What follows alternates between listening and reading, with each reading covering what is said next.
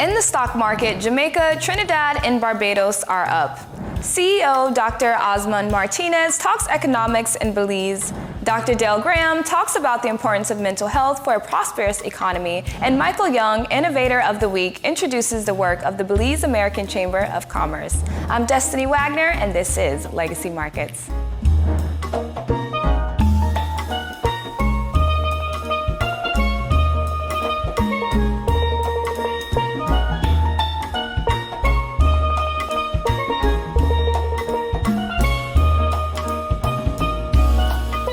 Good night and welcome to Legacy Markets. I'm Destiny Wagner, your host for the newest source for intelligent and unbiased coverage of money, business, and the economy at home and in the Caribbean region.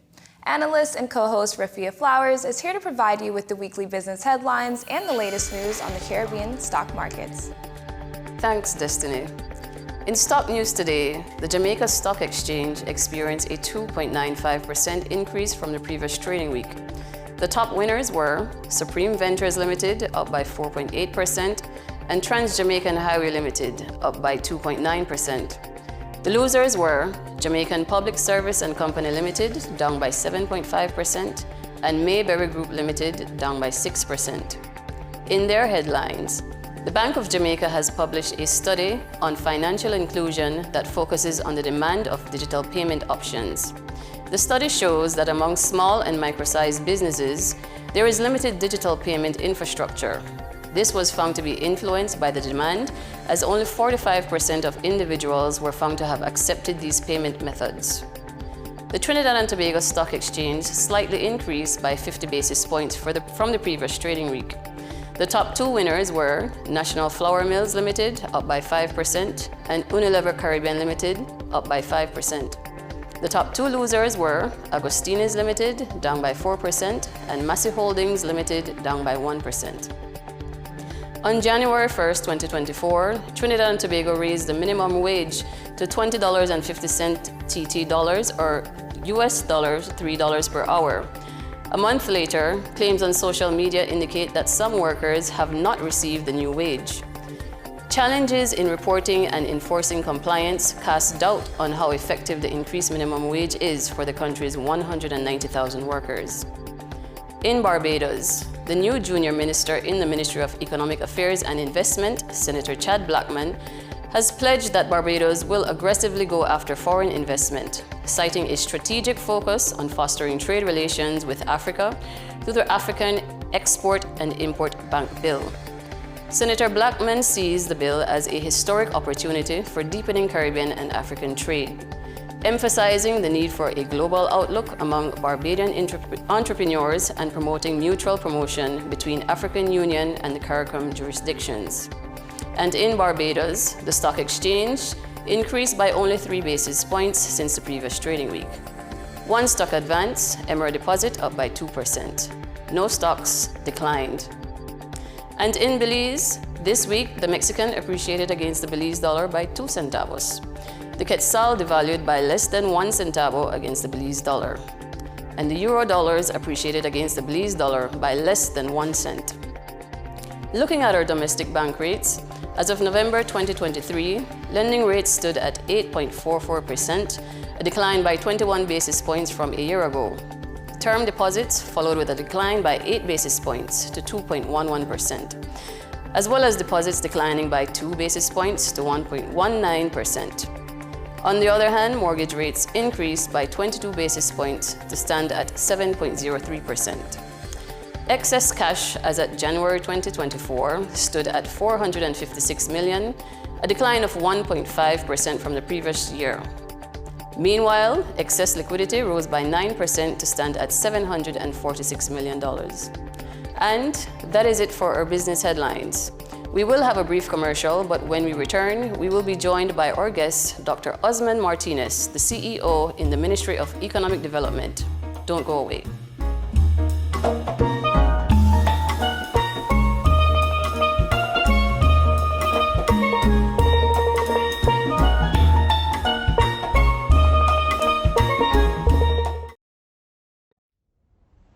Legacy Fund will change Belize from small-scale municipal improvement projects to national infrastructural advancement. Unsightly playgrounds, derelict buildings, unsafe bridges, poor housing choices will become a thing of the past. How will this happen, you ask? Well, with the right partners, of course, but not the ones you're thinking of. Legacy is not looking at traditional financial institutions. We will build this transformation with you, the everyday hard-working Belizean citizen, the hairdresser, the tour guide, the fruit vendor at the market. Using the market and innovative financial tools, Legacy brings you and Belize the financial solution to grow your wealth for you and your community. Contact us and find out how you can be a part of this exciting new Belize that we build. Call 822-1794 or email clientservices@legacyfundlimited.com. People, capital, innovation. Legacy Fund Limited.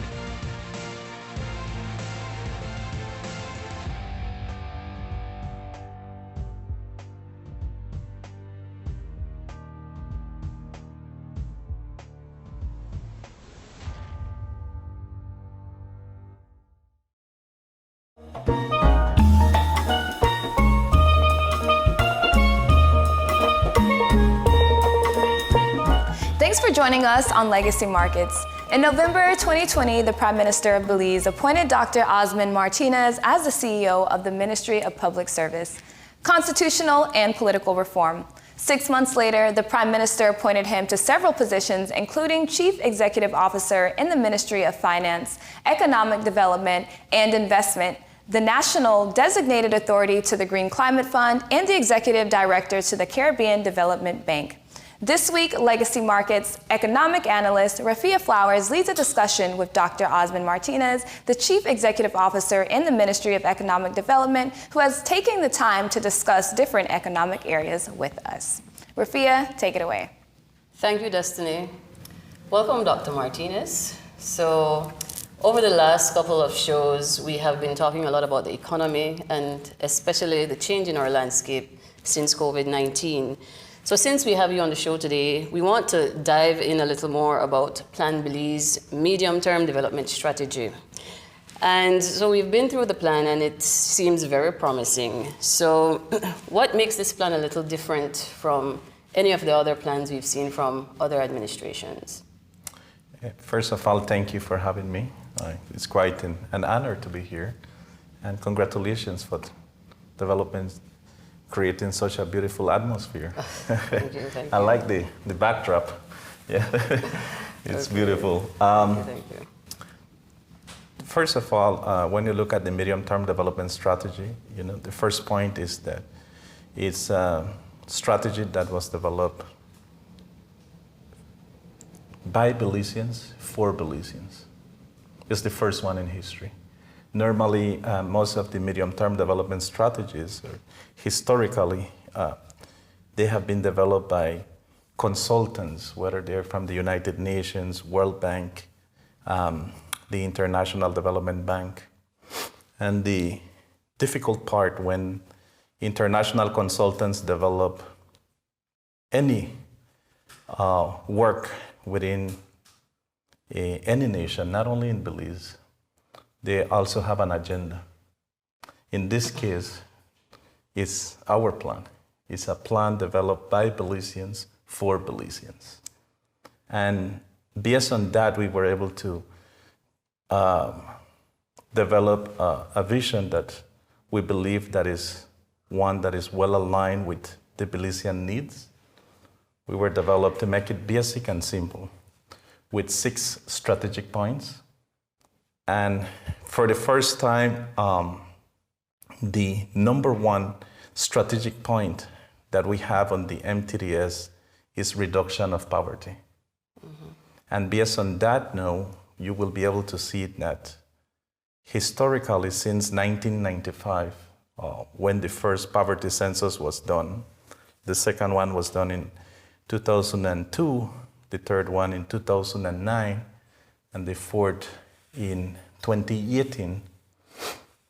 But what we have done now is that we understand that poverty is a serious health or a serious underlying issue within our economy. Therefore, We're doing it on an annual basis. So first and foremost, if poverty is taken care of, everything else should be fine. Okay.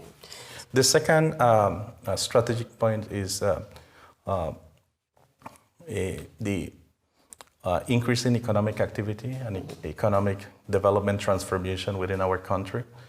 We have seen where GDP has performed well, where our macroeconomic indicators are at an unprecedented level. So when you look, for example, at debt to GDP in 2020 was at 133.5%. Now is at 63.4% as of today. No? And we are the first country in the world to achieve such a milestone where debt to GDP has reduced by more than 70% in 3 years. And I always say it's only 1 year and a half. And I'll tell you why, because the first 18 months of this administration, our main focus was to look at two things, or two phases. One was to save lives, and two was to save our economy. When you look at our economy, it was days away from collapsing, meaning days away from seeing a devaluation.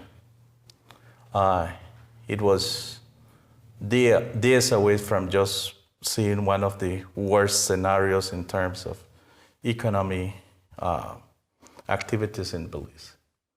So the second 18 months is when we have worked now to transform our economy, whereby we needed to create more of a friendly environment for investors. When you look, for example, at investment in Belize through the foreign direct investment, it has increased almost 60%, especially in the construction sector and the BPOs. So the second pillar is performing well. Where we need to do more is in our third strategic point, and that is trade deficit. So since our economy has had a significant increase, we have high consumption. So, and Belize, in Belize, we 53% of what we consume is imported. So, but it's a unique situation because while imports has increased, export had decreased, our Federal Reserve at the central bank, they are at the highest level. So why? No? And that is simply because we look at trade just from, or the trade deficit just from trading of goods and commodities, or commodities in general, but not on service or services. So when you look at the tourism sector, we bring in US currency. When you look at the BPOs, we bring in US currency. And any other job that is being created by an external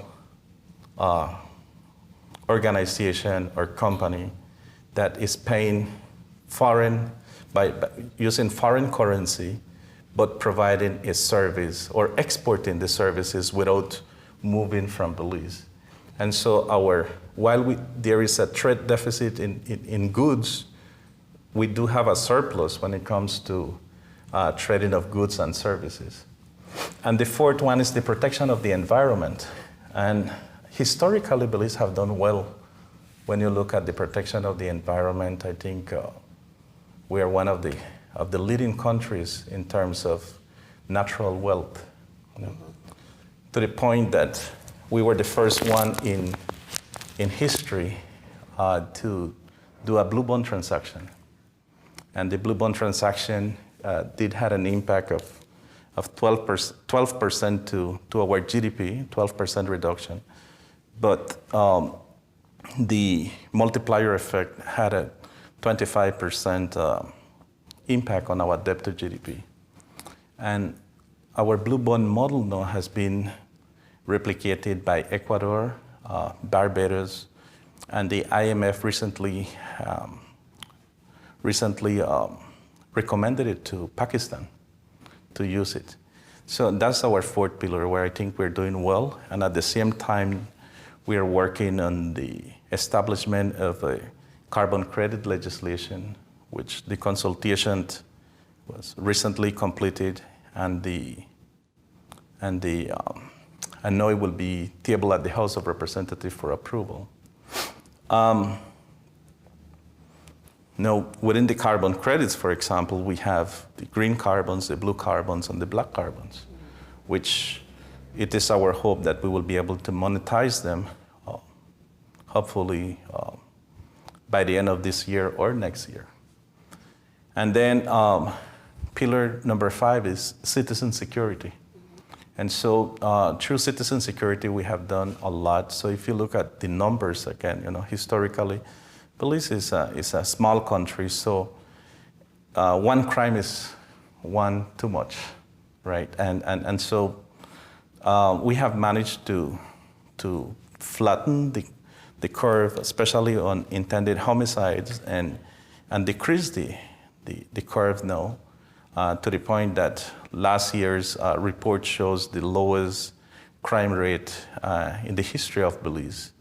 But that is using through science and technology. So for example, through the Central American Bank, CABE, we do have a $60 million project whereby we're using now surveillance cameras that have an AI component on it.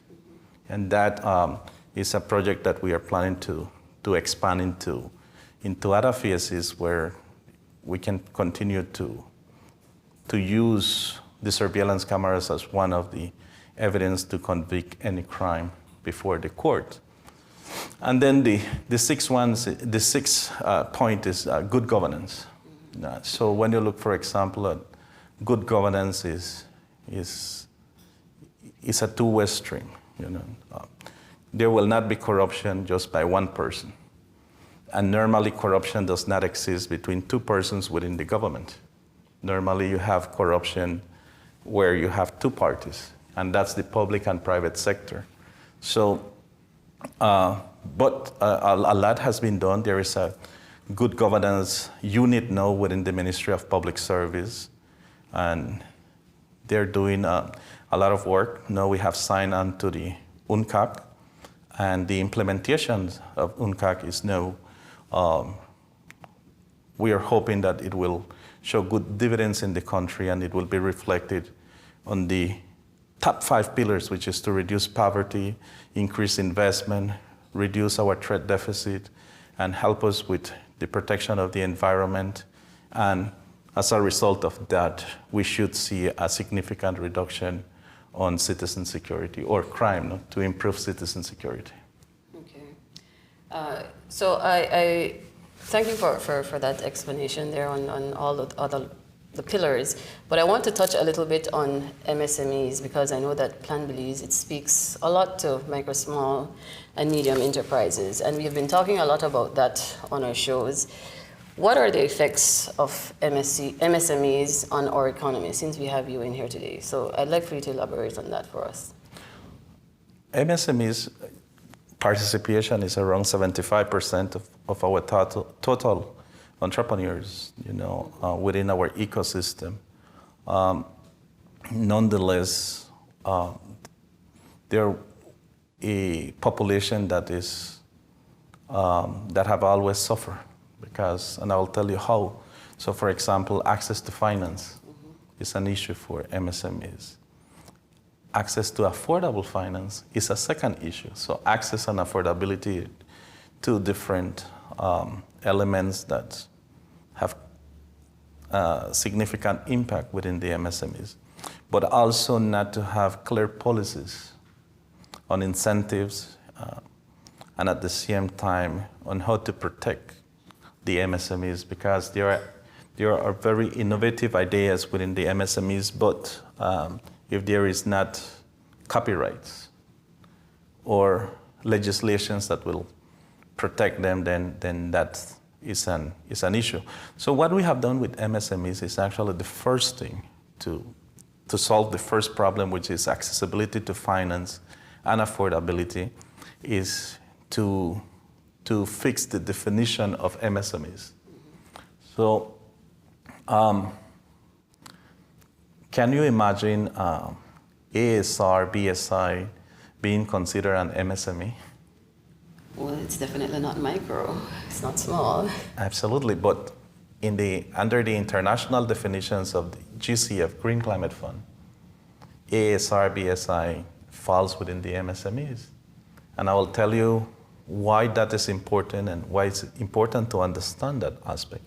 Because, say for example, the banks, the banking system and the design of the architectural financial designs of the banks is that there is a formula for MSMEs.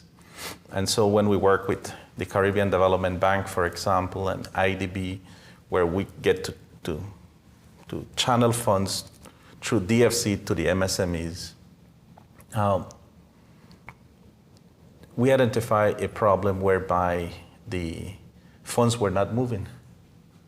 And so we were asking, but why, And then the MSMEs would come and say, listen, there are so many criteria to follow. And at the same time, once I have all the boxes have been checked, all the boxes have been checked and I qualify now, I have an issue because my business will only get maybe $10,000, $20,000. And so that became an issue because we have some strong MSMEs that have a high cash flow.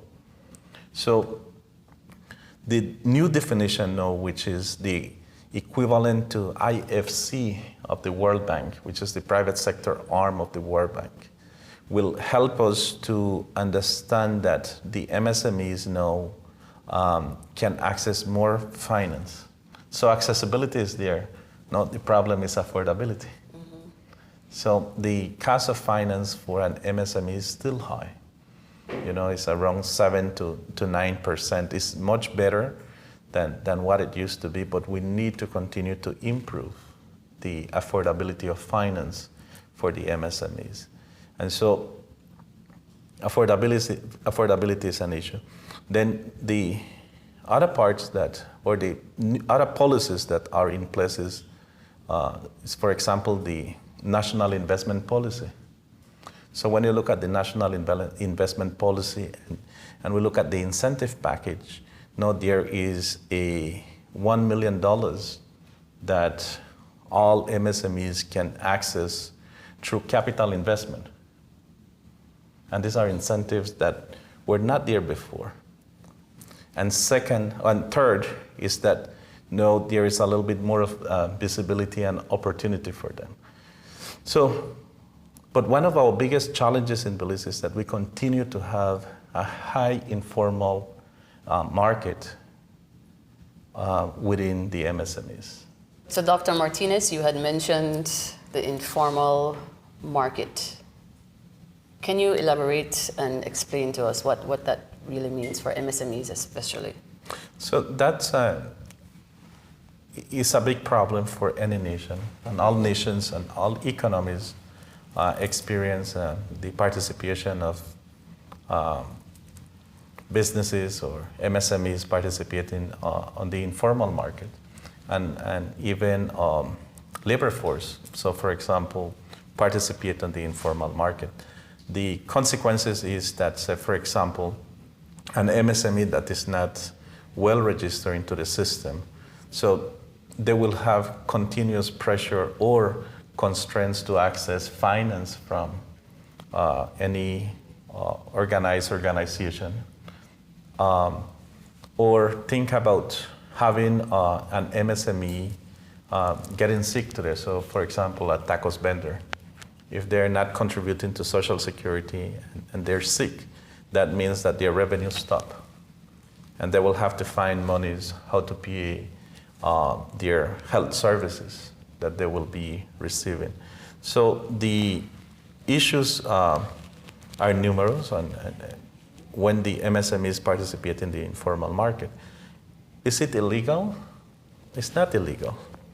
Is it healthy for the economy? It's not healthy. Okay? And that's why I keep encouraging the Social Security Board to market the Social Security as a social program. Because when the owners of these small enterprises retired, they don't have the strength to continue to work and to go there and put their business out, then they won't have a pension. Okay? So we have to think not only of today in economics, we also have to think about tomorrow. Sustainable. Yes, and being informal restrain or there are many constraints. There are a lot of negative activities, and many of the MSMEs don't register because they are afraid that there will be high taxes that they will have to pay. And in Belize, one of the things that we have seen is that the MSME's margin of profit is thin. So they're always concerned that they will have to use that thin margin of profit to pay taxes. Well, we need to take a break right now, but when we come back, we have a few more areas that we would like for you to enlighten us with. We'll be right back with some more.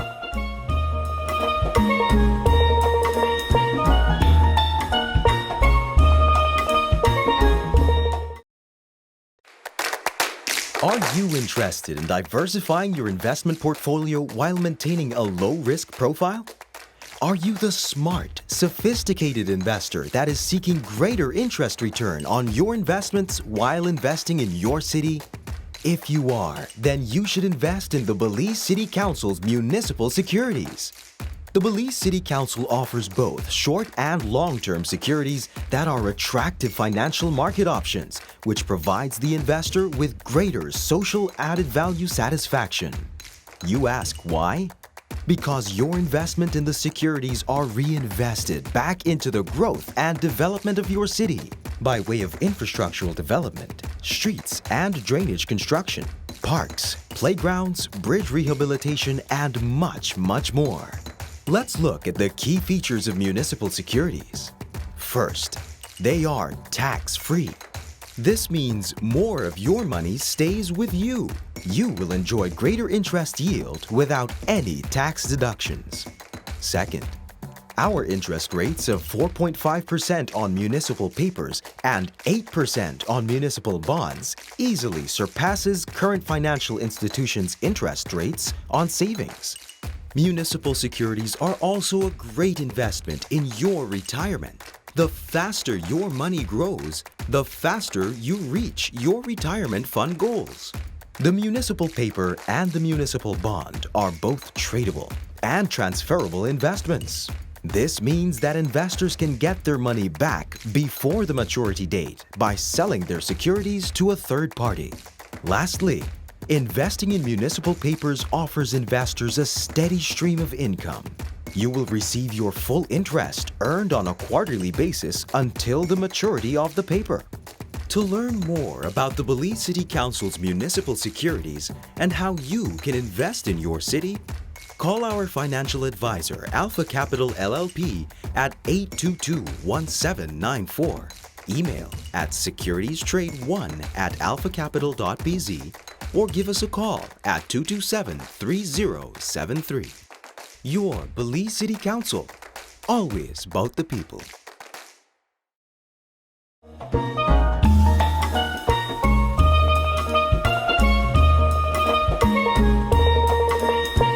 Welcome back. This evening, we are being joined by CEO Dr. Orsmond Martinez from the Ministry of Economic Development. Thanks again for being here with us, Dr. Martinez. So recently we had Dr. Philip Castillo to give his perspectives on the sugar shortage issue. And one of his recommendations was that there is a price control, especially given the high price of sugar outside of Belize. What is the government doing, or is there any plans for the government to revisit the price of sugar in this case? Sugar is a sensitive topic because it's one that we use on our daily consumption. Mm-hmm.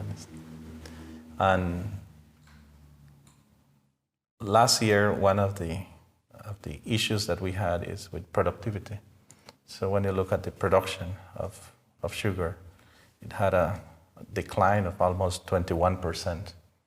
And then there was an incentive or a motivation to contraband the sugar to Guatemala because of the high prices that are being paid in Guatemala and even in Mexico. And one of the objectives of the government is to keep the cost of sugar as low as possible. So some sugar had to be imported to alleviate or to mitigate the shortage impact that we have in Belize, and the government actually subsidized because it was more expensive. So there was a subsidy program whereby the cost that came out from the government to not to impact the consumers. And the government's objective is to keep the cost of sugar as low as possible. No? And I don't think that the government is thinking about increasing the cost of sugar at this moment. And so there's a lot of negotiations happening. But as long as there is a shortage of sugar or a deficit when you look at the supply and demand in the global market, that's a commodity that the price will continue to rise in the international market.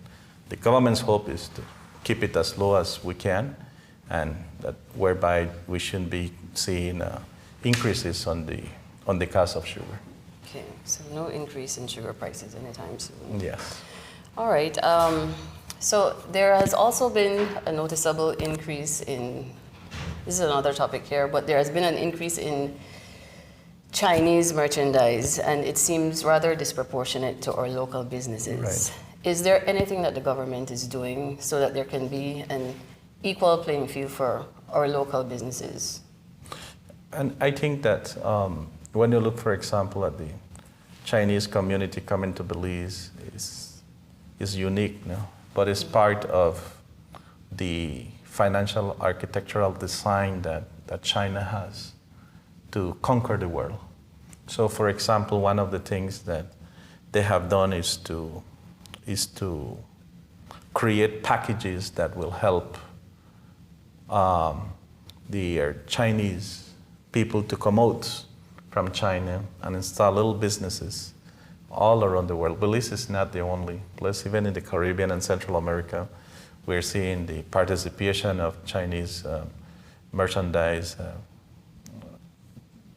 more significantly than before.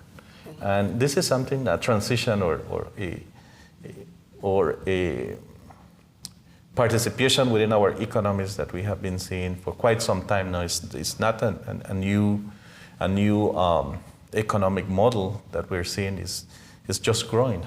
Okay, it keeps growing, but that is a design that China actually has, where they give small loans to MSMEs, then they get the opportunity to invest in other countries, and then they import. So when you think about Belize importing $300 million on a monthly basis of goods and commodities from around the world, and China knows that there is a market. I'm not saying that we're getting everything from China, because our biggest trading partner actually, or where we import the most from, is the United States. But China is a key player on it. We do import from China. And so having a structure where there are, for example, one of our strongest associations, or whatever we would want to call it, commissions in Belize, is the Chinese Commission, okay, or the Chinese Association. They are very strong, okay, and that shows the presence that they have within Belize's economy. But they are one of the smallest one when you compare them to the Central American countries and even the Caribbean region, okay. So, however, they have also been able to compete in prices. You know, when you have other vendors or other grocery shops, their model, and because they buy on bulks and everything, they are able to sell at a cheaper cost than the locals. And that's a disadvantage that we have in Belize. So what we have to do and what we're doing is to look at comparative advantages where our local community can, and our local entrepreneurs and MSMEs can participate on, whereby there is an advantage on that economic model that the Chinese community has, and how can we complement it? Because it needs complementation. And if it is not being complemented locally, then we will open doors for another group of international investors to come in and take it over. And so it's best that the local community can take advantage of it. So for example, in the agro-productive sector, that's not a sector that the Chinese would go. We have the advantage there. We have the advantage there. But they would want to sell sweet pepper tomatoes at their store. So they can definitely purchase, and when they purchase it cash. So that's just one example. The other example is how can we diversify, and let them use, for example, electricity being produced by Belizeans.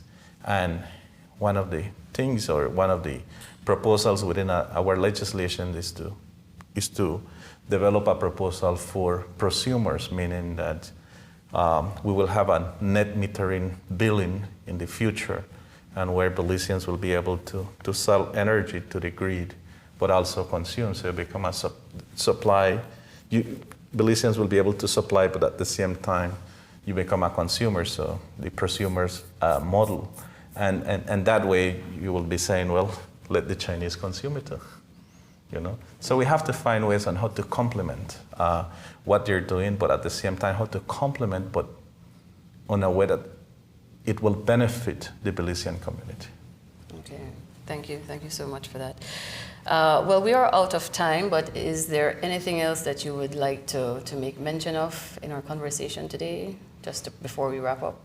I just want to say thank you. I think there is a topic, a very sensitive topic that such as inflation, that the cost of living continues to be an issue, not only for Belize, but it's a global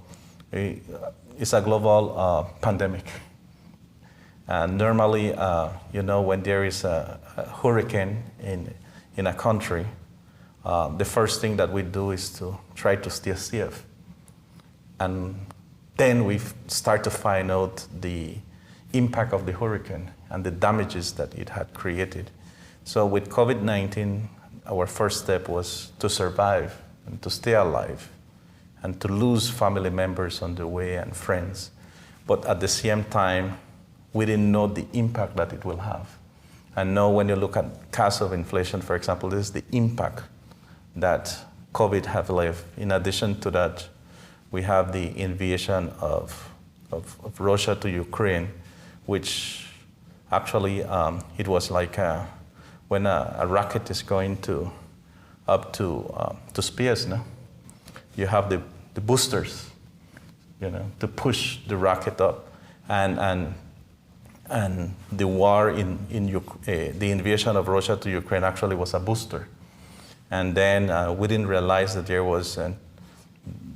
were two boosters on that rocket. The other one now is Gaza and Israel. So unfortunately, for all economies in the world, and in this case for us in Belize, the difficulties of dealing with the pandemic, then we had the global disruption in the supply chain, which was the first one to trigger inflation, then the war, then a second war,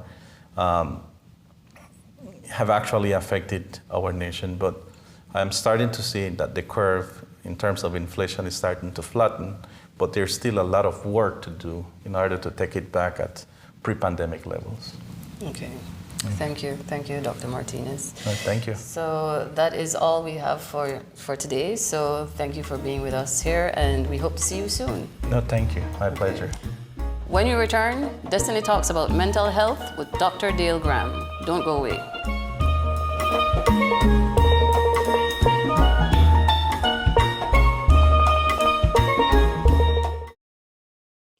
Welcome to City Pulse by your Belize City Council. Join us on an exciting journey through the heart of Belize City, where we showcase the transformative initiatives shaping our resilient community. Our commitment to the people is unwavering, and our city's progress is built on solid foundations. At the beginning of this year, we pledged to rehabilitate 90 streets. Proudly, we've completed 71 streets, or 36,431 linear feet, which accounts for an impressive 78% of our commitment. The Council has made significant progress. Among these, 23 have been concreted, 26 have undergone rehabilitation using the chip and seal method, and an additional 22 streets have been further enhanced, being filled or topped up with materials such as hardcore or all-in, demonstrating our commitment to improving our city's infrastructure. But we're not stopping there. We've identified 41 more streets that need our attention. We are projected to meet 100% of our 90-street commitment 2 months ahead of schedule, accounting for an unprecedented 54,829 plus linear feet of road rehabilitation completed within the last 10 months. This transformation is fueled by a $6.9 million budget allocation, with 59% coming from municipal papers, 41% from the Council's operations, and support from our valued partners. Stay connected with City Pulse and witness the journey of a brighter, more connected Belize City. We're committed to your future. This People's United Party City Council is always about the people.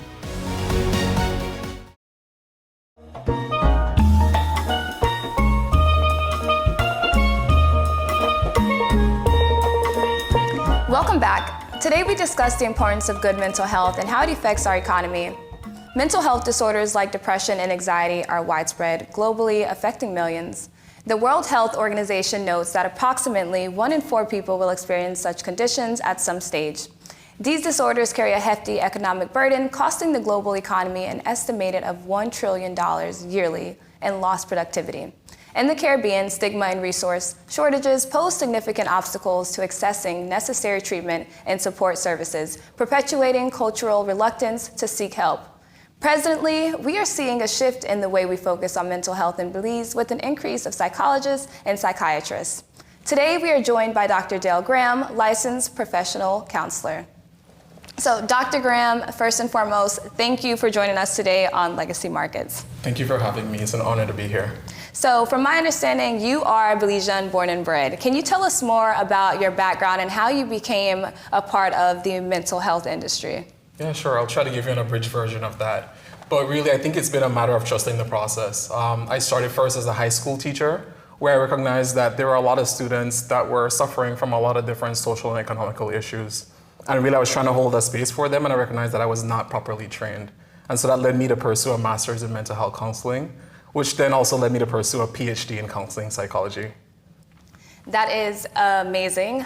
Can you tell us more about the intersection between mental health and the economic progress? Sure. I mean, it's the phrase, right? Health is wealth, and that's a real reality for everyone. However, I think a lot of people don't pay attention to the psychological part of our health and how important that is. And so what we're trying to do is to create that awareness for everyone to understand how important it is that the wealth of our nation is really dependent on how mentally and psychologically well we are. I completely agree with you. And since, from my understanding, you are also currently based in the U.S. right now, and you've been visiting Belize back and forth, have you seen significant improvements within Belize in terms of mental health and resources? I think in some aspects I have, even from some personal experiences of friends and family members who had needed mental health care, and being able to help them to access that. I recognize that there are some challenges and barriers. And one of the main barriers is the fact that a lot of people just don't know where to go. They don't know who to seek the help from. However, there are a lot of governmental resources that are available for people. I just think that getting that information out there to the population is not as widely available. I completely agree with you. And for some reason in the Caribbean, when you talk about mental health, it's considered taboo or a subject that is it's too touchy. People don't want to admit that they need help. And we also have this culture of machoism, and the men in our society, they don't want to be open to help, or they try to mask it almost. Why do you think that is? Yeah, I think there's a lot of reasons for that. I think one of them is definitely historical context, right? Especially as it relates to enslaved persons and slavery being a reality of our country and other places. It really conditioned a lot of people to not see mental health as an important aspect of it because we were literally seen as property, right? And I think as you touch on the aspect of men, this is a very gendered situation, but I think a lot of it is tied to cultural values that have been instilled in persons, where the aspect of machismo, right? Who's going to be the breadwinner? What is their perception of strength? And the fact that mental health, or even seeking mental health help is normally seen as a sign of weakness, and there's a certain stigma that's tied to that. So I think it's a mix of, hey, cultural norms that have been so ingrained in our society, and at the same time too, I think even current generations perpetuate that. So we're trying to push against that a little bit more. I think that our generation is definitely focused a lot on breaking generational curses, and I think mental health is definitely one of those, and normalizing therapy, normalizing counseling, and most importantly, things that we can do that don't cost money. Can you give us some examples of what we can do to improve our mental health? Yeah, most definitely. And I love that you framed it that way, things that are low cost. And one of them is seeking safe spaces. I think that's a more important aspect of it. Most of my clients will come to me and they're just like, you're the only person I could share this with. You're the only one I trust this much. And what I normally do is that I use the relationship I build with them to look at what are the factors as to why you trust me so much outside of paying me, right? The main factors were that they could trust me. I'm non-judgmental. It's an open space. And many times I'm not trying to listen to fix. I'm listening to understand. And so I think that's one of the easiest ways that we could create that space for other people. In addition to that, I would normally tell people, hey, touch some grass. Literally touch some grass, right? Get outside, take some walks, all right? Be able to also just find ways to be active. I do a lot of trauma work, and a lot of the trauma work that we do is that it's pent up in the body. And I could talk to you forever, but that's not going to be the best way for you to be able to relinquish yourself of some of those symptoms. So what I normally encourage them is that get active. It doesn't mean you have to go in the gym and lift 100 pounds. It means turn on some music and dance, all right? It means get with your friends, hold hands and take a walk, all right? It means engage in a conversation that's going to be moving for you in a space that you could truly show up and be yourself. And really, those are some of the most cheapest, easiest, but most effective ways. Absolutely, and when you are doing those things and participating in those daily, you feel better. And when you feel better, you're more productive. And I think that's where the conversation lies in today. How is our mental health affecting our productivity and our work life and our relationships? Yeah, definitely. I think like you said in the intro, right? The World Health Organization estimates that we lose $1 trillion as a result of mental health issues. So what we're trying to do is that we're trying to bridge that aspect of being productive, but seeing productivity way broader than the spectrum that one it actually is. And a large part of productivity is also rest.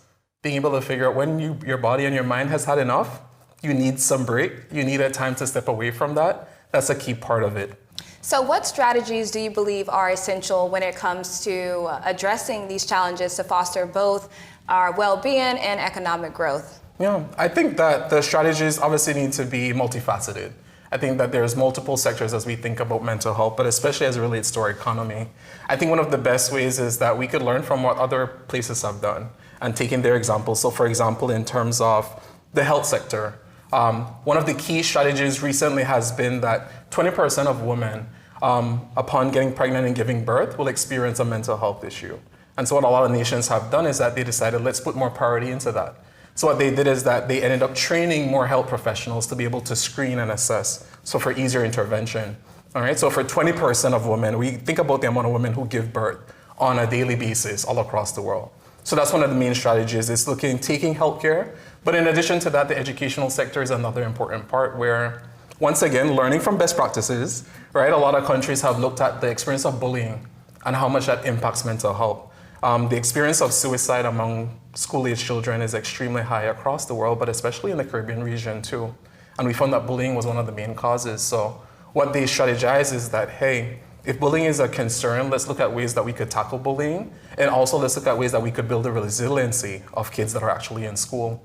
And all of these impacts have further effects on the economy, right? Whether it's the kids, whether it's the mothers giving birth, whether it's the people in the workplace, we need to take a multifaceted approach because that's the only way that we'll actually have a healthy population. And I don't just mean physically healthy, psychologically healthy. To be able to not only navigate the challenges that life brings, but also be able to change some of those generational things you mentioned earlier, right? Change some of the norms so that we could create new norms that are a little bit more sustainable for our population. I completely agree. And Dr. Graham, many corporations are even adding mental health benefits and resources to the workplace. What is your opinion on that? I love it. I can't encourage it enough. I think it's one of the main ways that we could help our population to thrive and to be more healthy. And I think the corporations and the organizations are the most fitting to be able to provide that help for them.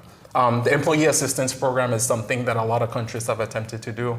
I know that it's present in multiple places in Belize as well. And what that does is that it creates a sense of normalcy that like, hey, it's okay to not be okay, all right? When most people are on the job, they're thinking about their productivity. How much can I do and how much can I get done? And I think we have a culture here in Belize sometimes, and other places too, that we think about struggling with our mental health as a sign of weakness, that's going to prevent us from getting the things done that we actually need to do. When in reality, when you get the help you need, it creates a momentum for you to be more motivated. You have more energy, you have more clarity, you're more creative, you're more engaged in the work that you're actually doing. So by extension, the productivity that you're going to produce or that you are going to kind of manifest in that moment is by far none. So I'm really happy to hear that we're having more employee assistance programs. Okay, and our final question is, how can we destigmatize mental health issues as a community and foster a better place for the future and for the younger generation? Yeah, I think once again, there's a lot of different ways that we could go about it, but I think one of the first ones is being able to start right within our own communities. I grew up on the south side of Belize, all right? I've experienced both within family and also the larger community, a lot of the social ills that plays a lot of our people, all right? Things that are very traumatic. And I think a large part of us being able to create a bit of a change and a wave is for us to normalize emotions, normalize the aspect that you go through hard things and hard things have an impact on you. And when you have hard things happen to you, sometimes you need some support to get through that. All right, and I think a large part of destigmatizing mental health is talking about it more, being able to verbally say, hey, like, I'm not my best today. All right, I'm having a moment. All right, I need some help. I need someone to talk to. And I think a large part of that is just identifying our emotions, looking at someone, right? Being able to connect with them and actually be honest in our experience and also not be worried about the judgment that may come from that. In addition to that, though, I think on a systemic level, our country also needs to do more. I think that access to resources to be able to support persons when they are having a mental health crisis is a key part of destigmatizing it, because if we live in a place that they don't offer the resources, then that means that the issue is being ignored. And so I think one of the main strategies is starting in your own family, your own community, sharing emotions, being open to that, being open to needing and requiring support from people. But also on like a larger scale is the countries and the organizations being able to actually invest in their resources, which are the people. And the only way you invest in that is creating policies and putting practices in place that are not haphazard. I think it's important for us to look at the fact that none of these things are new. Mental health has been an issue across the globe. And there are a lot of places that have a lot of best practices that they would really want to implement. And so I say, let's learn from the people who did it already. I spent a lot of time kind of researching a lot of countries that are quote unquote the happiest.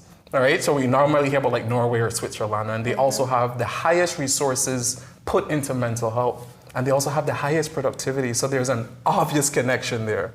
If your people are balanced, if your people are cared for, your people will produce. Absolutely. Well, Dr. Graham, thank you for joining us on Legacy Markets Business Show, and we want to wish you the best in all your future endeavors, and may you continue to advocate for mental health, especially in the Caribbean region. Thank you so much for having me. It's been a pleasure.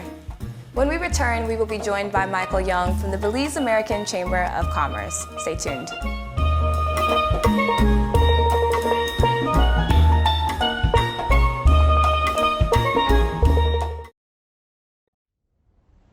Legacy Fund will change Belize from small-scale municipal improvement projects to national infrastructural advancement.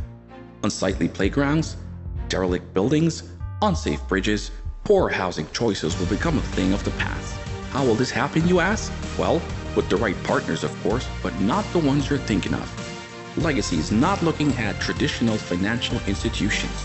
We will build this transformation with you, the everyday hard-working Belizean citizen. The hairdresser, the tour guide, the fruit vendor at the market. Using the market and innovative financial tools, Legacy brings you and Belize the financial solution to grow your wealth for you and your community. Contact us and find out how you can be a part of this exciting new Belize that we build. Call 822-1794 or email clientservices@legacyfundlimited.com. People, capital, innovation. Legacy Fund Limited.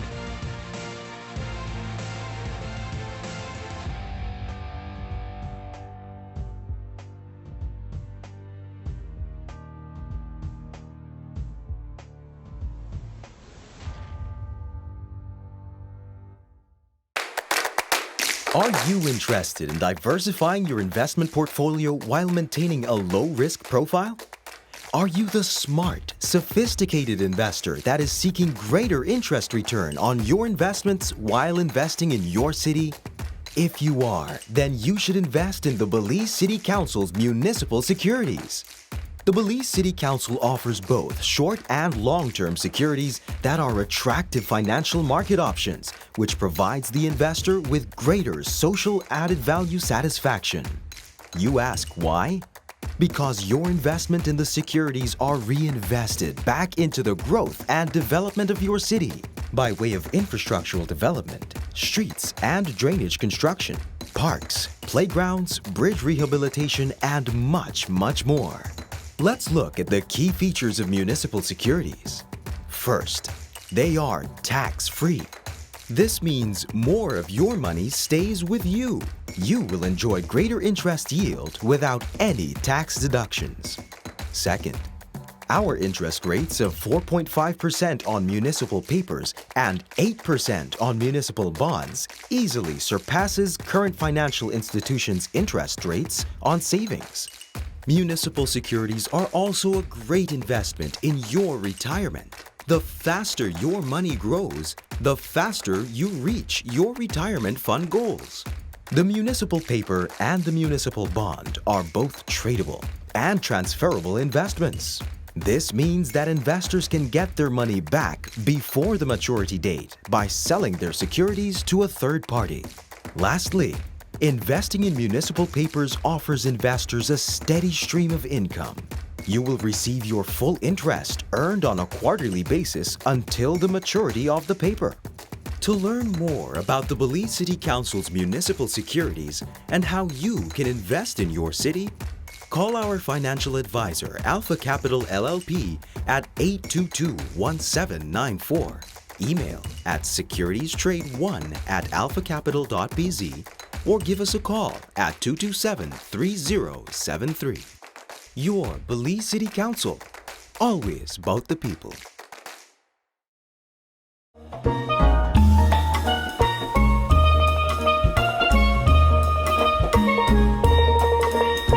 Welcome back and thank you for tuning in to the Legacy Business Show. This segment of our show highlights Belizeans at home and abroad who are making waves in business and the economy. This week, it is a pleasure to feature Michael D. Young, the founder, president, and executive director of Binational Belize American Chamber of Commerce, also known as the BACC. With over 15 years of experience, Mr. Young specializes in promoting bilateral trade investments in business strategies across various industries, including renewable energy, agriculture, banking, real estate, tourism in Belize, the United States, South and Central America, and the Caribbean. Welcome, Mr. Young. Thank you, Ms. Wagner. Thank you and your team for having me. It's a pleasure being here. Yes, we are excited that you are here today, and thank you for taking time out of your busy schedule to join us. So let's just dive right into it. We hear about the work here with the Belize Chamber of Commerce. So what is the Belize American Chamber of Commerce, and how did it all start? Sure, thank you very much. Well, yeah, Chamber in Belize, the Belize Chamber of Commerce and Industry, BCCI, we see them as our anchor partner. While they're over 100 years old institution in Belize, we are only 10. So we see ourselves as boots on the ground and somewhat of an agency, a non-governmental agency in the US, and our scope and plan is national in the United States. but we also collaborate and work closely with different government agencies in Belize. So, there's a distinction there, but the local chamber, BCCI, we see them as they are a formal partner on the ground, and then we're boots on the ground here in the U.S. That is great that you have been able to maintain that partnership as well as support from the Belize Chamber of Commerce. So we do understand that the Belize American Chamber of Commerce members have premium access to business trends, unparalleled business advisory, and meaningful business collaborations. Can you explain to the viewers who your members are and describe some of those benefits to which you refer? Sure. It's not shotgun approach. It's more laser beam. We are a small band of Belizean American professionals, engineers, lawyers, realtors, medical education, educators, and so forth. So our time, especially since the BACC is a NGO and a volunteer-based organization, our time is very limited. And it doesn't matter if the member has a small problem or a big problem, or small objective, big objective, same time. So we are careful in how many members we take on and so forth. We do have some notable members, such as Southwest Airlines, that's been with us for over 5 years, and some others. But we do have different tiers and levels where, we take on corporate members, but we also take on professionals, associates, individuals, and so forth. It's a case-by-case basis, and we try to provide an opportunity for anyone who comes through the door to hear their story, and then we give them our objective feedback. And depending on that, if there's a good match, then we start the process, the relationship, we always strive for a win-win-win situation. Absolutely. Can you go over some of the perks of becoming a member of the BACC? Sure. Combined with our board, speak on behalf of our board and our advisors, over 40 years of professional experience and network, and actually that number has grown. It continues to grow. But what we provide is we are a advocate. We lobby for things that we believe in. We are a network. We are an access point. So, for example, if a member joins us from Colorado, but they have interest in doing business in Belize or setting up shop, it's not just Belize.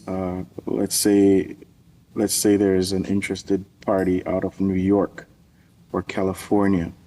We have representative offices in those states as well.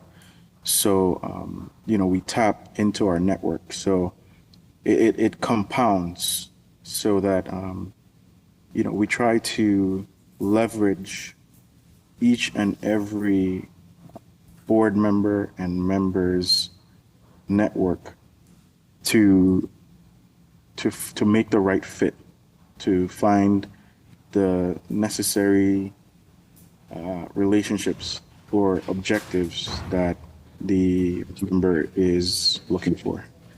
So you mentioned that some of your members are associates as well as big corporations, and you mentioned Southwest Airlines, which is a huge brand, as well as one of the flights that fly to Belize. Are there any other brands or any huge collaborations that you've worked with previously and want to highlight, or what has been perceived as a milestone for the BACC? When they opened up their new terminal at the Fort Lauderdale airport, we were invited and we got to interact with the president of the airline at that time. Another notable result from Southwest Airlines is when COVID hit and everybody a lot of companies and people were tightening their belts and so forth. Out of the multi-year relationships that the airline had with other community organizations, they kept us, and because they saw the value that we brought to the table. Of course, post-COVID, things are still adjusting, so the future is yet to be seen. But other notable collaborations would include recently when we got the proclamation from the mayor of New York City. And also, we're working on an MOU with the Greater New York Chamber of Commerce. We've gotten proclamations from the mayor of Houston. We have one with, we've gotten one from the mayor of Miramar in the past, and the city of Miramar just executed or passed a resolution for a sister city relationship between its city and Belize City, which represents 10 years of work of lobbying and advocating. So we're still not done yet with that initiative because we're waiting on the municipal elections in early March in Belize, because it has to be binational, right? Both parties have to agree and signed on to it. But for the mere fact that we helped bring about a city that's been incorporated since 1955, meaning the city of Miramar, to enter into or agree to enter into a sister city relationship with an outside territory is monumental. So we're very proud of that accomplishment and look forward to more. I'm sure, I want to congratulate you on all the work that the BACC has accomplished in 10 years. And we do look forward to seeing what more you all continue to do and accomplish as well. But I'm sure our viewers want to know if there are any events or any future events that may be coming up soon, and if so, when and where. Yes, thank you very much. We just came from New York in June of last year on Wall Street, and we have some tangible results there, some good stuff that came out of that. Before that, we were in Washington, D.C. With the Ambassador Young, where we were responsible. We're the first organization to fly not only the Belize flag, but another country's flag next to the American flag on Capitol Hill in June of 22. So fast forward to 2024, we're going to California. The reason we're going to California is because we feel that's the next best step. And that's June 21st for the Belize Investment Forum, because California houses the most Belizeans in the United States. We have, apart from that, we're also collaborating with another group for the Belize Diaspora Summit, which will be an entire week of events in California. We are responsible for one day out of the week of events. So, and that also was also a result of our trip to New York. So now we have an entire week that we're planning in California from June 19th to the 22nd. Well, I'm sure, and I hope that you have a lot of attendees, and I'm sure that you will. I had the pleasure of joining you all last year in New York, and it was a phenomenal event. Yes, you did. Thank you. You actually, you were a great addition and component to our event. So we welcome you back and everyone else. And you can always check us out at BelizeAmericanChamber.org, or Google us, and you'll find us. And from there, it can be a porthole into other events and opportunities that we're working on. Absolutely. Well, Mr. Young, thank you so much for your valuable information and contribution to tonight's episode. We're so happy that you could join us on Legacy Market, but unfortunately our time is up. So we do want to wish you, the Chamber, so much success with all your future events and endeavors. I also do hope to see you on the show soon again. Thank you very much for having me. I'm looking forward. You guys have a blessed one. We will be right back.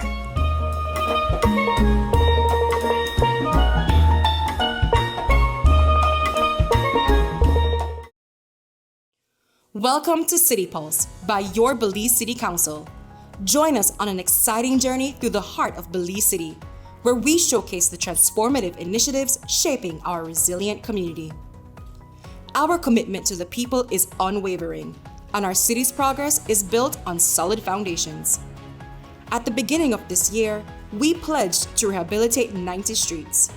Proudly, we've completed 71 streets, or 36,431 linear feet, which accounts for an impressive 78% of our commitment. The Council has made significant progress.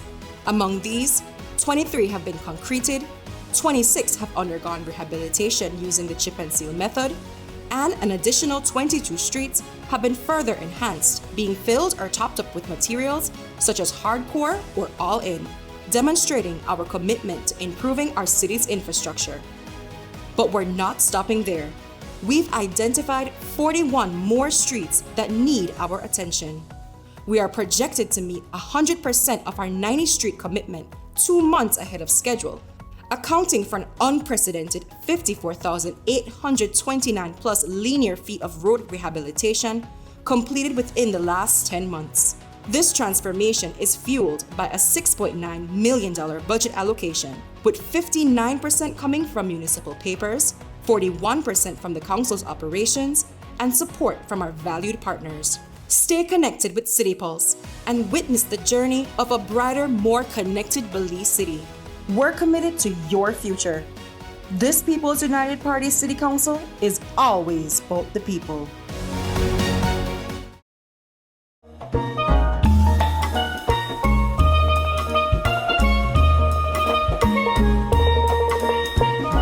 That's it for today's show. Remember to join us weekly on Tuesdays at 7 p.m. for another episode of Legacy Markets. For now, we want to say thank you, good night, and remember, together we create a legacy of a better world. Bye.